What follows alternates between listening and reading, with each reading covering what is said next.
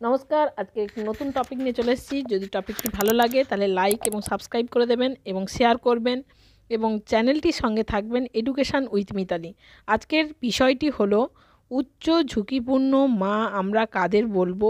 উচ্চ ঝুঁকিপূর্ণ মা কি কি বৈশিষ্ট্য থাকলে আমরা বলতে পারি যে এই মাটি উচ্চ ঝুঁকিপূর্ণ, অর্থাৎ গর্ভাবস্থায় তার সমস্যা হলেও হতে পারে।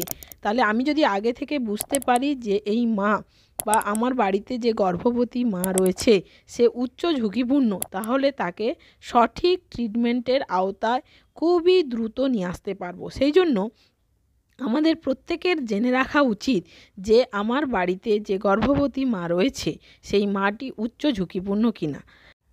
তাহলে আমরা জেনে নিই উচ্চ ঝুঁকিপূর্ণ মা আমরা কাকে বলতে পারি। তো সংজ্ঞাটাই হলো উচ্চ ঝুঁকিপূর্ণ গর্ভাবস্থার মহিলাকে বাংলায় উচ্চ ঝুঁকিপূর্ণ গর্ভবতীও বলা হয়। গর্ভাবস্থার সময় বা প্রসবের পরে মা বা শিশুর জটিলতা হওয়ার ঝুঁকি থাকলে তাকে উচ্চ ঝুঁকিপূর্ণ গর্ভাবস্থা বলা হয়।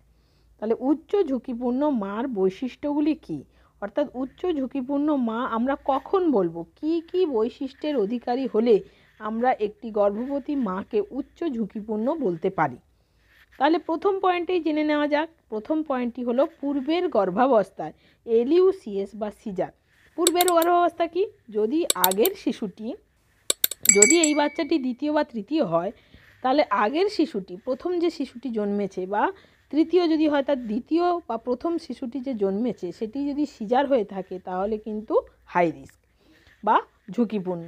2 নম্বর পয়েন্ট হচ্ছে টুইন বা অধিক শিশু, অর্থাৎ বর্তমান প্রেগনেন্সিতে, বর্তমান গর্ভাবস্থায় পেটের মধ্যে যদি দুটো যমজ শিশু কিংবা 2-এর বেশি শিশু থাকে তাহলে কিন্তু উচ্চ ঝুঁকিপূর্ণ মা।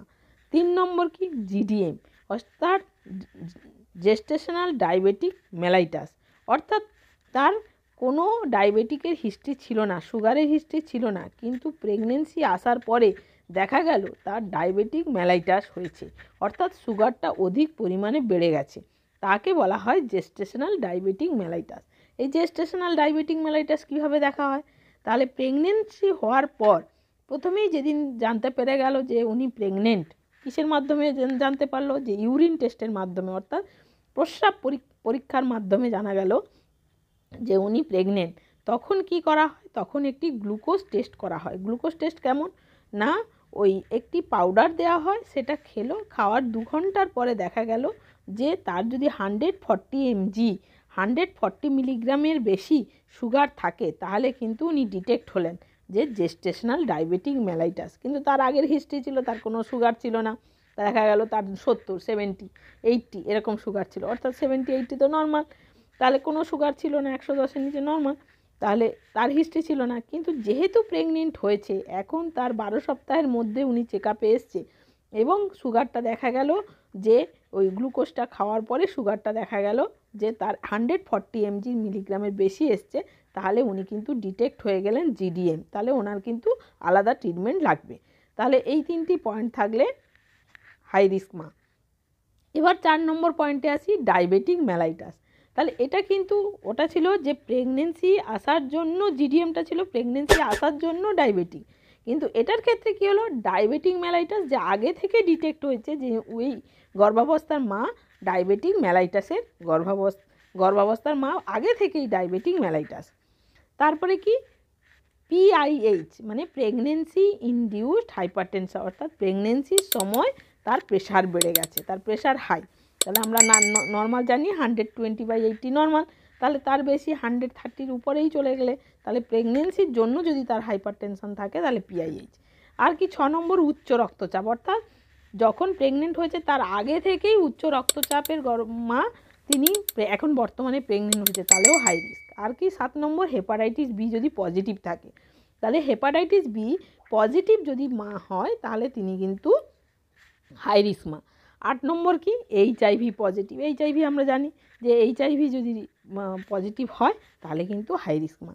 তাহলে কটি পয়েন্ট থাকলো, 4 নম্বরে ডায়াবেটিক মেলাইটাস, তাহলে উনি যদি ডায়াবেটিক মেলাইটাস আগে থেকে থাকেন তাহলেও উচ্চ ঝুঁকিপূর্ণ বা হাই রিস্ক মা।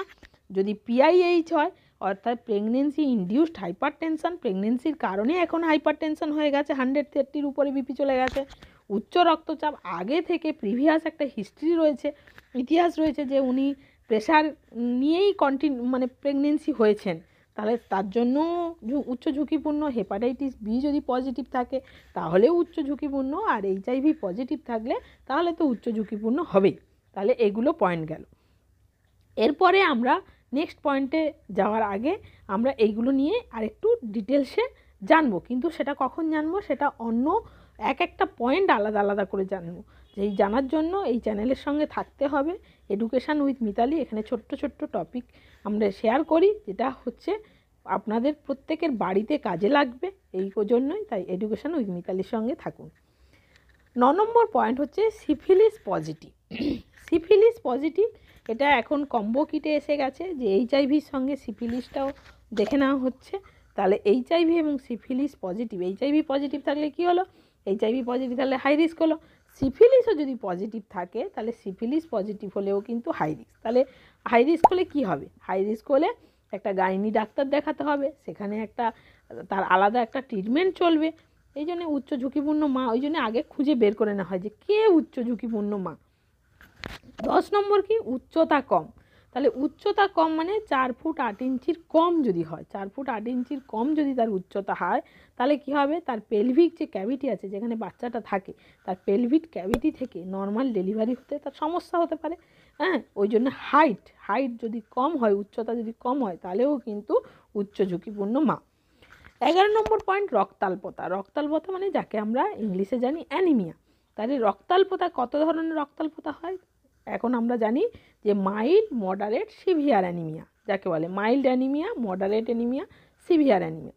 সিভিয়ার আগে নিচ থেকে যাই যে সিভিয়ার অ্যানিমিয়া মানে খারাপ অ্যানিমিয়া কাকে বলে, রক্তাল্পতা কাকে বলে, যদি হিমোগ্লোবিন 7-এর নিচে থাকে তাহলে হচ্ছে খারাপ, মানে সিভিয়ার অ্যানিমিয়া। তারপর হচ্ছে মডারেট অ্যানিমিয়া কাকে বলে, 7-এর উপর থেকে 9 পর্যন্ত যদি থাকে তাহলে মডারেট। আর যদি 9 থেকে 11-র মধ্যে থাকে তাহলে হচ্ছে মাইল্ড অ্যানিমিয়া। এবার 11-র উপরে যদি হিমোগ্লোবিন থাকে তাহলে নর্মাল। তাহলে এইগুলি হচ্ছে রক্তাল্পতার ভাগ। তাহলে এই রক্তাল্পতা জানতে হবে, কারণ এর উপর নির্ভর করে আয়রন ট্যাবলেটের ডোজ রয়েছে। তাহলে বাড়িতে যে ভদ্রমহিলা আছেন যিনি প্রেগনেন্ট হয়েছেন, তাহলে তার হিমোগ্লোবিন কত এটা কিন্তু জেনে রাখা উচিত। এরপরে কি, 12 নম্বর পয়েন্ট, অতিরিক্ত ওজন, যাকে ইংলিশে বলে ওবেসিটি। তাহলে অতিরিক্ত ওজন যদি হয়, তাহলে অতিরিক্ত ওজন কিভাবে জানবো, যে আমাদের যতটা হাইট, যদি কেউ হয় 5 ফুট 2 ইঞ্চি, তাহলে 5 ফুট 2 ইঞ্চি মানে তার ওজন হওয়া উচিত তাই 52-53 কেজির মতো। তাহলে 52-53 থেকে আরও আপনি 10% যোগ করুন, তাহলে 53, 60 বা 62-65 এরকম ধরা হয়, এটা নর্মাল। এরপরে যদি তার ওজন হয় তাহলে কিন্তু অতিরিক্ত ওজন। এবার এপিএইচ, অ্যান্টিপার্টাম হেমারেজ, যদি প্রেগনেন্সিতে ব্লিডিং হয় তাহলেও কিন্তু হাই রিস্ক। এবার হচ্ছে পিপিএইচ, এপিএইচের মতো পিপিএইচ। তাহলে পোস্টপার্টাম হেমারেজের যদি একটা হিস্ট্রি থাকে তাহলে কিন্তু, যে আগের বাচ্চার ক্ষেত্রে পিপিএইচ হয়েছিল, তাহলে কিন্তু উনি হাই রিস্ক, ওই মা হাই রিস্ক, ঝুঁকিপূর্ণ মা। তারপর হচ্ছে বিওএইচ। বিওএইচ মানে কি, ব্যাড অবস্টেটিক হিস্ট্রি, অর্থাৎ ব্যাড মানে খারাপ, ও মানে অবস্টেটিক মানে ওই যে ভদ্রমহিলা প্রেগনেন্ট হয়েছেন তার গর্ভাবস্থার একটা হিস্ট্রি রয়েছে, যেমন আগের যে গর্ভাবস্থা ছিল সেই গর্ভাবস্থার একটা ব্যাড অবস্টেটিক হিস্ট্রি ছিল, মানে তার দেখা যাচ্ছে তার রিপ্রোডাক্টিভ সিস্টেমের সমস্যা আছে, বা তার কোনো কালে রিপ্রোডাক্টিভ সিস্টেমে টিবি হয়েছিল, বা তার কোনো অপারেশন হয়েছিল, বা তার কোনো অন্য হরমোনাল ওষুধ খায়, এরকম একটা যদি কোনো ব্যাড অবস্টেটিক হিস্ট্রি যাই হোক থাকো তাহলে কিন্তু ঝুঁকিপূর্ণ। তারপর হচ্ছে মাল্টিগ্র্যাভিডা। মাল্টিগ্র্যাভিডা কি, যদি অনেকগুলো শিশু তার থাকে, তাহলে দেখুন যাবে 7 নম্বর প্রেগনেন্সি, 8 নম্বর প্রেগনেন্সি, 6 নম্বর প্রেগনেন্সি, তাহলে মাল্টিগ্র্যাভিডা, তাহলে উনি উচ্চ ঝুঁকিপূর্ণ। এবার হচ্ছে কিশোরী গর্ভাবস্থা। কিশোরী গর্ভাবস্থা কি, যদি 18 বছরের নিচে প্রেগনেন্ট হয়, গর্ভবতী হয়, তাহলে কি কিশোরী গর্ভাবস্থা বলে, সেটাও কিন্তু উচ্চ ঝুঁকিপূর্ণ। কেন না, ওই বয়সটার মধ্যে ইউট্রাসটা অর্থাৎ জরায়ু থলিটাই তৈরি হয়নি ঠিক মতো, তো সেখানে বাচ্চাটা থাকবে কি করে। যেমন একটা কাঁচা মাটির কলসিতে যদি জল ভরা হয় তা যেমন গুলে যায়, তেমনি একটি অল্প মানে যে ম্যাচিওর হয়নি সেই তার জরায়ুর মধ্যেই একটি বাচ্চা চলে, তাহলে তো কিশোরী গর্ভাবস্থা, তাহলে তার তো প্রবলেম হবেই না, তাহলে অবশ্যই সেটি উচ্চ ঝুঁকিপূর্ণ। অর্থাৎ কিশোরী গর্ভাবস্থা মানে 18 বছরের নিচে যদি কেউ প্রেগনেন্ট হয় তাহলে উচ্চ ঝুঁকিপূর্ণ মা। 18 নম্বর পয়েন্ট হচ্ছে গর্ভপাতের ইতিহাস, অর্থাৎ আগে দেখা গেছে যে অনেকগুলো গর্ভপাত হয়ে গেছে, একটা গর্ভপাতের ইতিহাস থাকলেও হবে। তাহলে গর্ভপাতের যদি ইতিহাস থাকে যে বারবার ও প্রেগনেন্ট হয় আর বারবার গর্ভপাত হয়ে যায়, তাহলে কিন্তু উচ্চ ঝুঁকিপূর্ণ। এবার 19 নম্বর পয়েন্ট হচ্ছে মৃত শিশুর জন্মের ইতিহাস যদি থাকে, অর্থাৎ ওনার যদি দেখা যায় যে বলছেন যে হ্যাঁ আমার আগে 2টি বাচ্চা আছে, 2টি বাচ্চার একটি মৃত জন্মেছে, তাহলে মৃত শিশু জন্মের ইতিহাস আছে তার, তাহলে আগের একটি বাচ্চা মরা জন্মেছে, মৃত জন্মেছে, তাও উচ্চ ঝুঁকিপূর্ণ। এর পরের পয়েন্টে আসছি বিলম্বিত প্রসব, অর্থাৎ যে প্রসবটা আগে হয়েছে, অর্থাৎ এটা ধরুন 2 নম্বর বাচ্চা, তাহলে প্রথম বাচ্চাটাই উনি বলছেন যে লেবার রুমে অনেকক্ষণ ছিল, ডাক্তারবাবুরা অনেক বলছিল যে আর ডেলিভারি হচ্ছে না, প্রবলেম হচ্ছে, তাহলে বিলম্বিত প্রসব। তাহলে ডাক্তারবাবুরা বলেছে ওনার নাম বিলম্বিত প্রসব হয়েছে, তাহলে এটা বিলম্বিত প্রসবের কিন্তু হিস্ট্রি রয়েছে, ইতিহাস রয়েছে। তারপরে কি খিঁচুনি বা এক্লামসিয়া, অর্থাৎ এক্লামসিয়া বা খিঁচুনি কখন হয়, যদি এক্লামসিয়ার পেশেন্ট হয়, অর্থাৎ যদি দেখা যায় যে আমরা যেমন ইউরিনের মাধ্যমে দেখি যে অ্যালবুমিন কতটা আছে, প্রোটিন কতটা আছে, যে তার মাধ্যমে কি বোঝা যায় যে ওনার এক্লামসিয়া হলেও হতে পারে। তাহলে আগের বাচ্চার ক্ষেত্রে যদি তার এক্লামসিয়ার কোনো হিস্ট্রি থাকে, ইতিহাস থাকে, তাহলেও কিন্তু উচ্চ ঝুঁকিপূর্ণ। যে আগে বলবে, মা বলবে যে হ্যাঁ আমার আগের বাচ্চাটা যখন জন্মেছিল তখন আমার খুব খিঁচুনি হয়েছিল, তাহলেও কিন্তু উচ্চ ঝুঁকিপূর্ণ মা।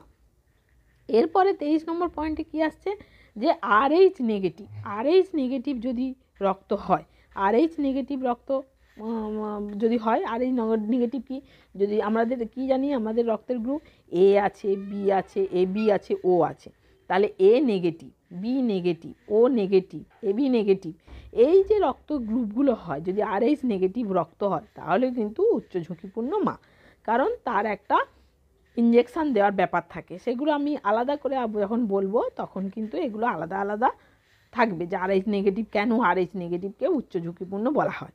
তাহলে এইটুকু জেনে রাখবেন যদি ব্লাড গ্রুপ নেগেটিভ হয় তাহলে কিন্তু উচ্চ ঝুঁকিপূর্ণ মা। 24 নম্বর পয়েন্ট হচ্ছে বেশি বয়স, তাহলে বেশি বয়স কত বয়সের বেশি হলে বেশি বয়স বলা হচ্ছে, যদি 35 বছর বয়সের বেশি হয় তাহলে উচ্চ ঝুঁকিপূর্ণ মা বলা হয়। তাহলে বয়স যদি, যে গর্ভবতী মা তার বয়স যদি 35 বছরের বেশি হয় তাহলে উনি উচ্চ ঝুঁকিপূর্ণ মা, একদম চোখ বন্ধ করে উচ্চ ঝুঁকিপূর্ণ মা। তার কি লাগবে, তার একটি গাইনি ডক্টর লাগবে যার অ্যাডভাইস মতো তাকে চলতে হবে। 25 নম্বর পয়েন্ট কি আছে, হাইপোথাইরয়েডিজম, এখানে কিন্তু হাইপার নয়, হাইপোথাইরয়েডিজম, অর্থাৎ যে নর্মাল থাইরয়েডটা থাকার কথা তার থেকে যদি কম থাকে তাহলে হাইপোথাইরয়েডিজম বলা হয়। তাহলে হাইপোথাইরয়েডিজমের তার একটা ট্রিটমেন্ট চলে, তার একটা ওষুধ তাকে রেগুলার খেতে হয়। তাহলে হাইপোথাইরয়েডিজমের গর্ভাবস্থার মা যদি হয় তাহলে অবশ্যই অবশ্যই সে উচ্চ ঝুঁকিপূর্ণ মা। এছাড়া কি আছে অন্যান্য, অন্যান্য মানে যদি দেখা যায় যে স্পেশালি বলছে যে কিছু কিছু ডিজিজ বা কিছু কিছু প্রবলেমের ক্ষেত্রে স্পেসিফিক্যালি ধরুন তার আগে টিবি হয়েছে তাহলেও উচ্চ ঝুঁকিপূর্ণ বলা যায়, যদি ধরা যায় থ্যালাসেমিয়া আছে তাহলে উচ্চ ঝুঁকিপূর্ণ। যদি চ্যানেলটি ভালো লাগে লাইক এবং সাবস্ক্রাইব